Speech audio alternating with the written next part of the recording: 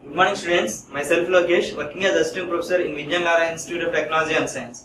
So welcome to the next lecture on ground improvement techniques. So presently we are in second unit. In second unit, up to the last class we have completed 4 of the ground improvement techniques, that are sumps and ditches. The first technique to dewatering. Okay, to remove the water from outside, the first method that we are using is sumps and ditches. And the second one is single stage well point system. And the third one is multi-stage well point system. Multi-stage. And the fourth one is deep well point system. So these 4 topics we already completed till our last class. Okay. If we see these four are similar in one point. That is, in all these forces, what we are using, the water is coming to our well point through the gravity only. We are just excavating a well. This is the surface, let's say, imagine. This is the ground surface. We are constructing a well. So, the water surrounding the area is accumulating in our deep well point system. Okay. So, from this well, what we are doing, by using the pumps and motors, we are removing all the water. This is the scenario we followed in these 4 methods. And these 4 methods are suitable only for coarse soil. Coarse grained soils. That means the size of the particle should be more. Okay. Only for the coarse grained soils, these 4 methods are useful. But what if the soil present in our site is, whether it is a clay or any impermeable strata? Okay. For example, let's take clay. Our site has clayey soil. If our site has clayey soil, then we cannot use these 4 methods. Why? If this entire soil is clayey soil, then the water takes more time. Here we have a water particle, let's imagine. So this water particle takes so much of time to reach our well point. So that's why if we have any cohesive soils, we cannot use these 4 systems. So what we are using? In case of cohesive soils or fine grained soils, we use vacuum well point system. So this is the next dewatering method in our unit. Okay. So let's see. All the gravity methods. Gravity methods means the 4 methods that we completed. Sumps and ditches, single stage, multi-stage and deep well point system. So those 4 methods combinedly known as a gravity method, such as well points and deep wells, are not much effective in the fine grained soils. As we discussed, those 4 methods are suitable only for coarse grained soils. That is not much effective in fine grained soils. Why? With permeability. If we consider permeability, fine grained soils has very less permeability, whereas coarse grained soils has high permeability. So as the permeability is less in fine grained soils, we cannot use these gravity methods. Up to what limit? In the range of 0.1 to 10 power minus 3 mm per second. If the soil has a permeability in this range less than this one, then we cannot use these gravity methods. Okay. So gravity methods are suitable only for permeability more than 0.1 mm per second.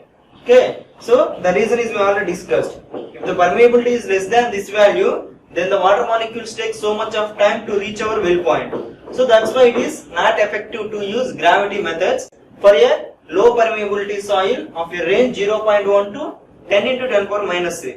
Okay. So such soils. So such type of low permeability soils can be dewatered satisfactorily using vacuum pumping system. Okay. So in our class we are going to discuss 2 methods. Those 2 methods are suitable only for fine grained soils. That too with low permeability.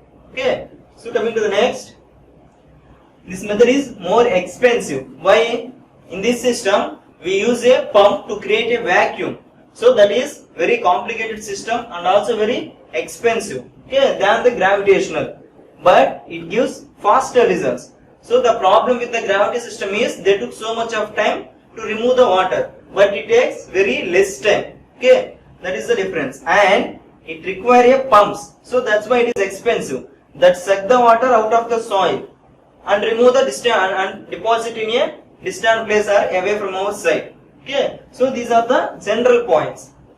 This is particularly suited to operating in fine grained soil conditions. Okay, fine grained soil means It's whether a pure silt or pure clay. Okay. Coming to the next one. See. So first we discuss what is the typical vacuum well, and let's discuss in detail. So this is the outer view of a vacuum well point system. It contains a pump. Okay. The pump, it has actually two pipes, but this is a outer view. So in this we have two pipes, 1 and 2. Two pipes are inserted. Those two pipes are provided with screening. We know why we provide screening. Okay, to prevent the entry of soil particles into the well point, what we are using? We are using this screening. Even around the screening, throughout the length of a well, we are using this backfill. Backfill means that is a sandy material. Okay, why we are using the sandy material? To increase the permeability of soil and to filter the water before the screening. Okay, the screening may not be much effective. So that's why first we are using this sandy layer. So once the water enter into the sandy layer, the sand itself restrain some soil particles. Then the screening reduces the soil particles much lesser than the soil particles that are entered through the sand material are stopped at screening material. So these two are also acting as a screening material, sandy layer and the screening. Okay, both are restricting the soil particles to enter into the well point. See, for example, this is a original water table. This is a original water table. So once the well point, by constructing the well point, if we dewater the water, then what will happen? The drawdown will occur. This is the water table after the dewatering technique completed. Okay, so this is a outer view. So let's come in detail. Okay, it has, as we discussed, two pipes. Okay, the first one is pressure line and the second one is return line. The first one is whether it is a pressure line or supply line. We are supplying something. Why in this method, what we are doing is simply we supply water with very high pressure. So we are supplying the water with very high pressure through a venturi meter. At the bottom, here we provide a venturi meter. So how it seems to be venturi meter?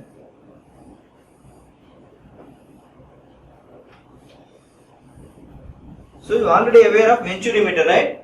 So what we are doing is through this pressure line. So through this pressure line, what we are doing? We are supplying the water with very high pressure. So we are sending the water with very high pressure through this venturi meter.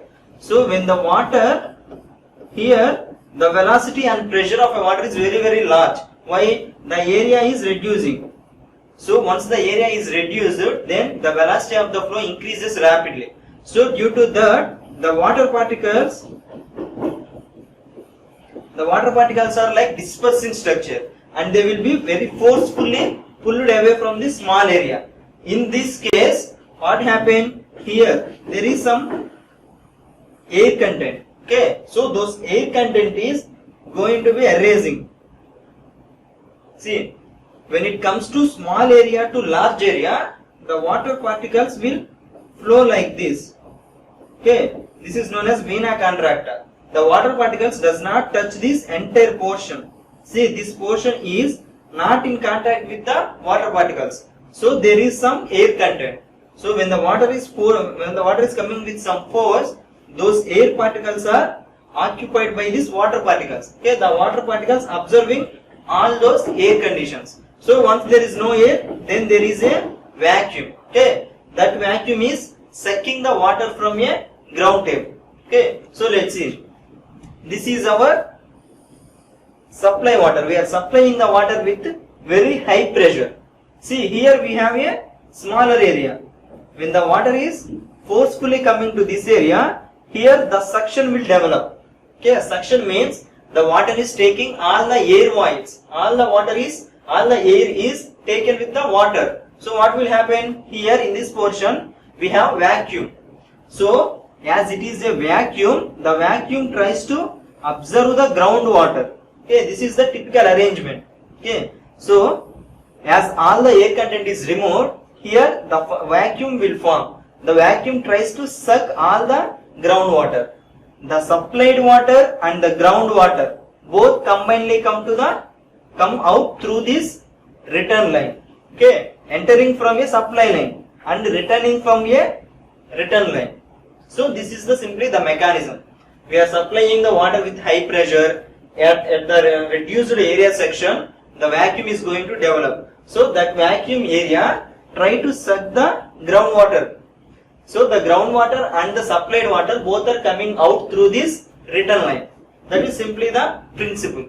Okay, and the entire pipe is surrounded by the screening and filter layer. Filter layer means sand, and more importantly at the top we have this seal. Seal means we are completely closing the well. So why? To prevent the entrance of air. So once the air is entered, then there is no chance for the formation of this vacuum. So that's why we must properly seal this top of your well.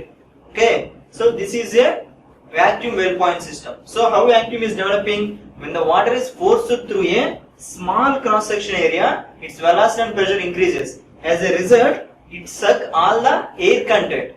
So once there is no air content, what will happen? The vacuum will form. So here we designed this type of section. See closely.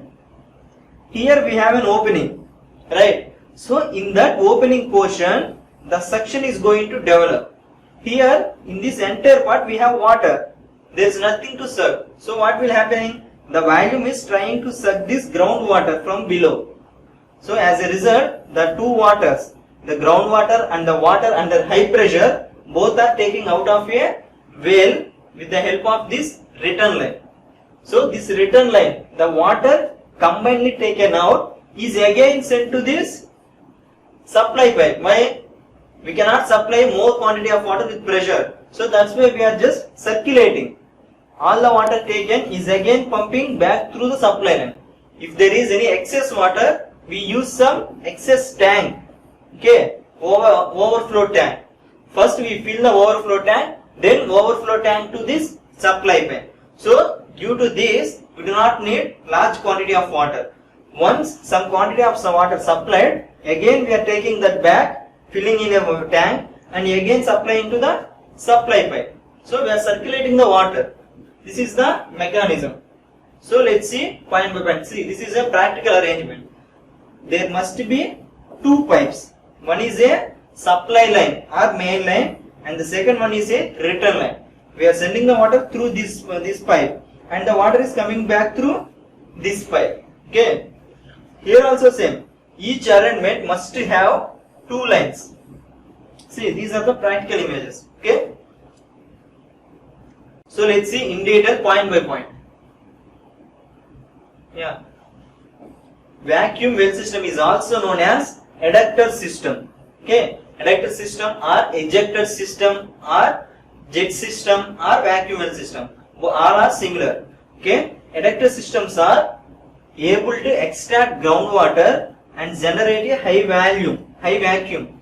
So if we need more vacuum, what we need to do? We need to pressure the water so much. If you apply the water with high pressure, then there is a possibility of development of high vacuum. At the base of a well, up to 50 meters deep. See where we are inserting this venturimeter at a depth of 50 meters from the surface and as little as 50 mm diameter. Okay, the diameter is just 50 mm. That means 5 centimeters. See this practical image.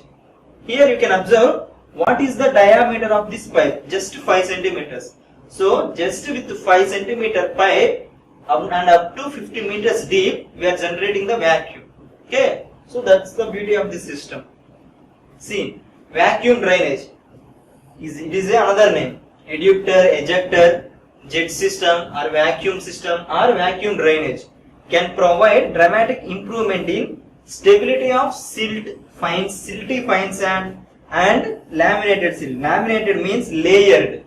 So this can provide the stability to silty fine sands or laminated sands and clays. So this is mainly used to improve the stability of these type of soils and to control the excess pore pressure. What is a pore water pressure and what is this excess pore pressure? Excess pore pressure means when we apply any external load like preloading, the water tries to come to the top of a surface. That is due to external pore pressure. if you do not apply any overloading, then see, this is the first case. I am telling this because what is the difference between pore pressure and excess pore pressure? There is a small difference. See, this is a soil and here we have some water particles. Okay, the weight of water particles is less than the weight of solid particles. So as a result, the solid particles tries to settle downward direction because of high weight, whereas the water particles are very less weight compared to those solid particles. So that's why when these are trying to move downward, the water particles tries to move in a upward direction. This is a continuous phenomena happening in soils. Okay, this is known as pore water pressure. Excess pore water pressure means if we apply any external load like preloading, we have applied some external loading. So the external loading and the weight of soil both are acting downwards. As a result, the water particles can come to the surface very fastly. So when we apply any external load, the pressure applied by water molecules on soil particles. So when it tries to move to the upward direction, it obviously push the soil particles also. So the pressure exerted by water molecules on soil particles when an external load is applied, that is known as excess pore pressure. So by using this, what we are doing, we are removing all the water molecules. So when we construct a structure, the water cannot try to move upward direction because the quantity of water is very less. So that's why we are reducing the pore water pressure. Okay. Coming to the next, working procedure. So how it is going to work? We already discussed. First, we are feeding high pressure water from the ground. Okay. By using this supply main, both are same, or main pipe. So by using the supply pump from the ground level, we are feeding. Feeding means we are pumping high pressure water to each vacuum well. Like the deep well point system, we cannot construct only one vacuum in our site. So we may need multiple vacuum well point systems. So for each vacuum well, head via a supply main. For each well, we are sending some high pressure water through this supply main from the ground level. That is the meaning of first sentence. Coming to the next one, the supply flow passes down. So when we pump, it obviously flows down the well and through the nozzle. In a venturimeter, the center part acts as a nozzle. What is the principle of nozzle? The nozzle is generally this type of structure, right? The area is reducing gradually. So as the area reduces, the pressure increases. So the water can come out with so much of force. That is the principle of nozzle. Here what is a nozzle? Here we can also use a nozzle to pump the water with high pressure. So how we are pumping the water with high pressure? That is by using a nozzle only. And venturi in the eductor.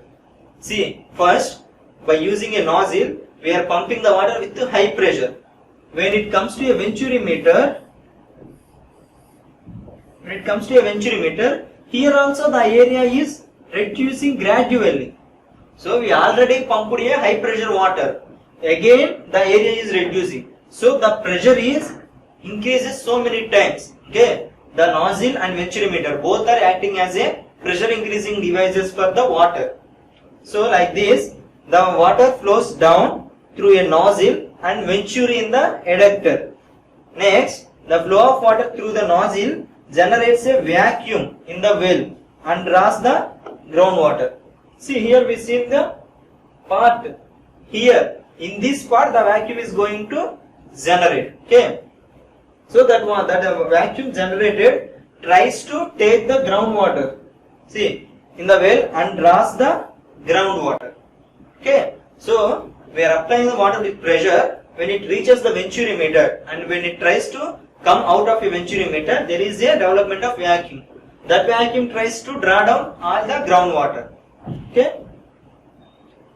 See, the supply flow and extracted groundwater. We have supplied some high pressure water and we also extracted some groundwater. So those two waters combinedly coming out of a well point through a return main. That is the meaning of this sentence. Okay. and see this one also, and again feed back to the pumping station via return main. So the supply flow and the extracted groundwater makes return to the surface and again feeding back.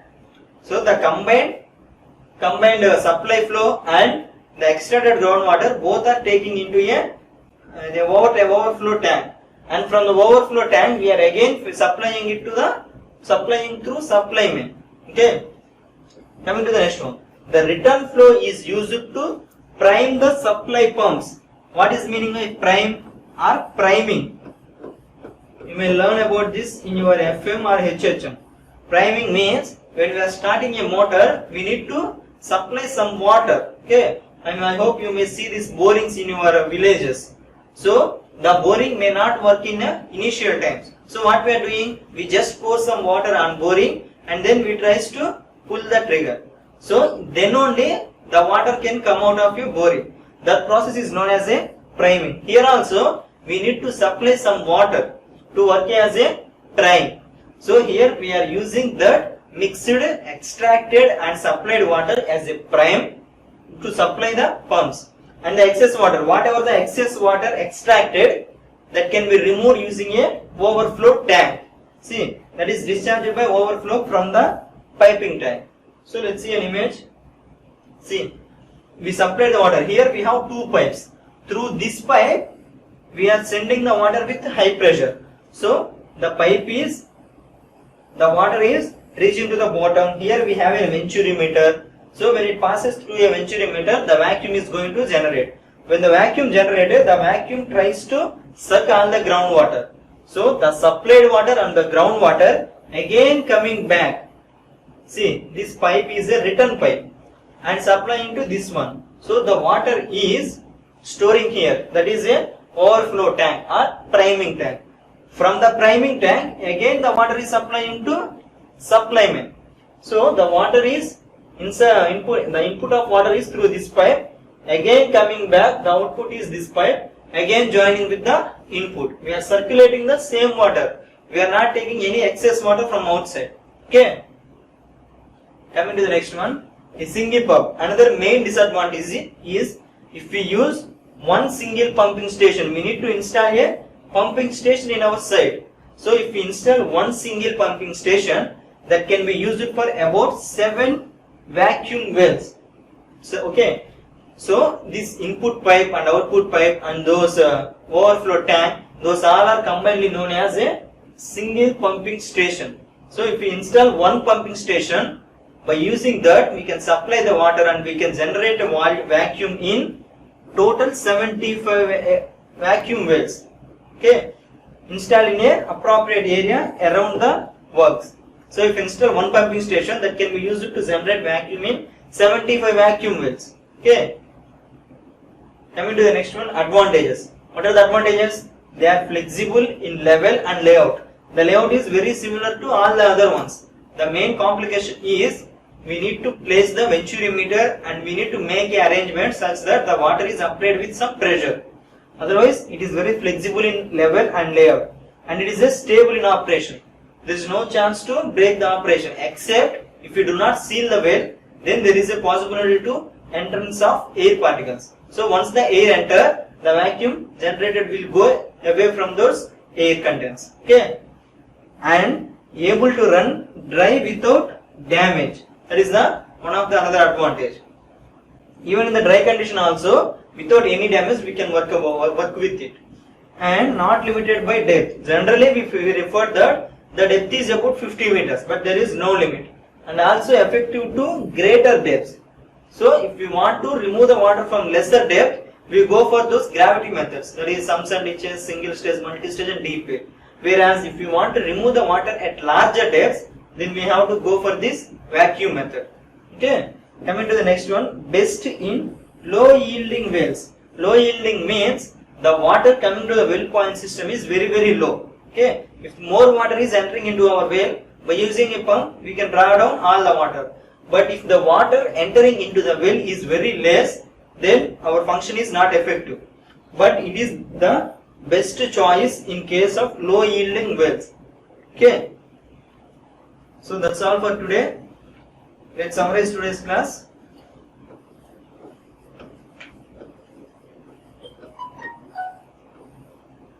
So let's summarize today's class.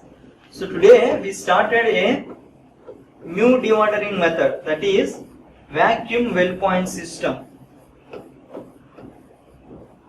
So what is this vacuum well point system and what are the various components of vacuum well point system and how the working procedure is going on? The second one is what is the working procedure of vacuum well point system. So how the procedure is going to work? First of all, we are sending the water with high pressure. When it reaches a venturimeter, when it comes out of a venturimeter, there is a development of vacuum. So that vacuum is drawing all the groundwater. So that is the working procedure. And what are the various advantages? Okay, so in today's class we have completed vacuum well point system, one of the best method to remove the water from fine grain soils. So in our next class we are going to start electro osmosis method. Okay, thank you.